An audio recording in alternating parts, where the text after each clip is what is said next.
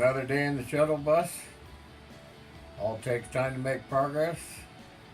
More insulation, but the big thing was we actually, for the first time, laid it out on the floor so you see all the blue tape. So starting from the back, we're going to have a garage. So the very back line back here is our back wall.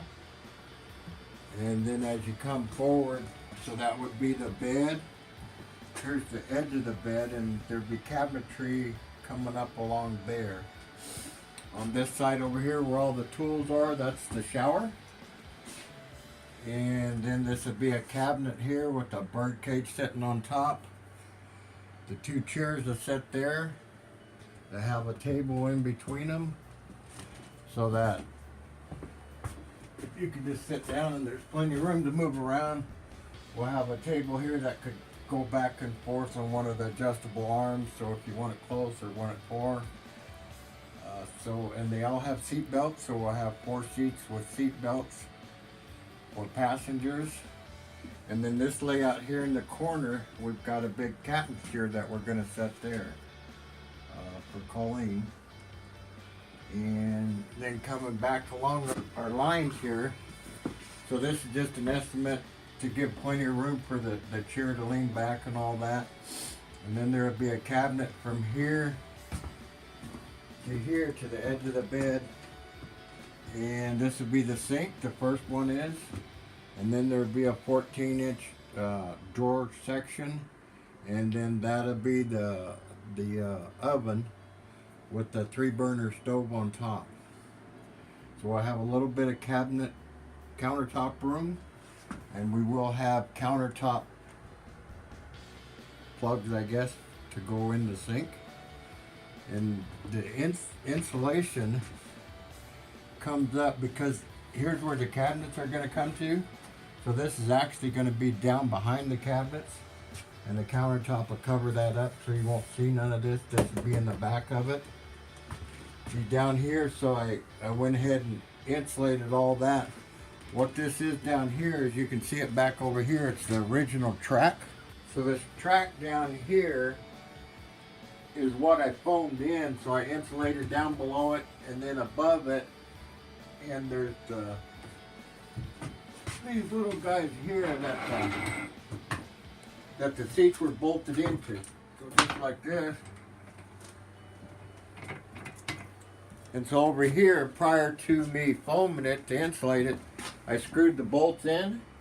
So I'll let this harden and then I'll shave it off and then backtrack the bolts. And how those are lined up, our cabinets from here to here, we're actually going to use those bolts to bolt our cabinets through the wall. We'll reinforce the back of them and actually bolt them to the wall, and then they can drill down into the floor so they won't go anywhere. And up top, I'll probably, because this is steel beam behind here, so I'll go ahead and run something here too, so in case of an accident, the whole top will come off probably before these cabinets are moved. So we're getting ready to frame the back wall and the bed, and you can see here like I was talking about on my water lines underneath here, so I didn't hit none because it's sitting at almost 55 pounds. And what you do is you put a little titty there with your marker. That way you can watch it, make sure it don't move.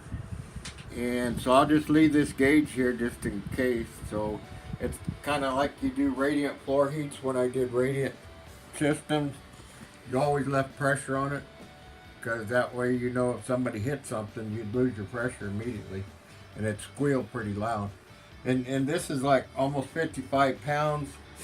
Your normal RV water system probably is in the 25-pound thing, so it's double of what is actually going to be in the system. So that's kind of what we've got going now. I'm going to clean all these wires up, and what they'll do is they go,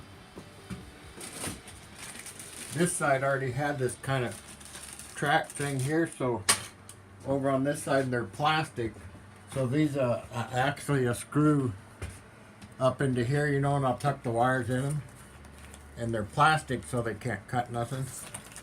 So that's gonna run along here, so all the wires are tucked up, kind of be all neat and kind of like this side. And then we can move on to the next project. Okay, the wife says this is a product review, but it's not, because Stanley didn't send me no freaking money. But I've had this thing for 20 years or better in my construction business, and it's fallen a couple times, but it still works. It's a 1500 watt with a fan, and it's a ceramic heater. And right now, just so I have to peel down because I'm actually hot. And so this little bitty thing in 20-degree weather outside here is keeping this bus okay. But it is plugged into 110, but that's just to show me that what I'm going to use here should be pretty economical, because we're spending the money up front on all this insulation. Because like I say, I'm actually getting wet. So you could probably get by with something smaller, but this is what I had, and we try to use what I got. And this has worked just perfect, and like I say, I've had it 20 years plus, so, and it is a Stanley's, and it has been kicked around and beat a lot. I think it cracked when I threw a hammer at it, or not threw a hammer at it, but the hammer fell off the ladder, so. But it keeps on ticking, so, you know, if you're looking for a little construction-wise little heater that's going to take some abuse, I don't even know if they still make them. I imagine they do.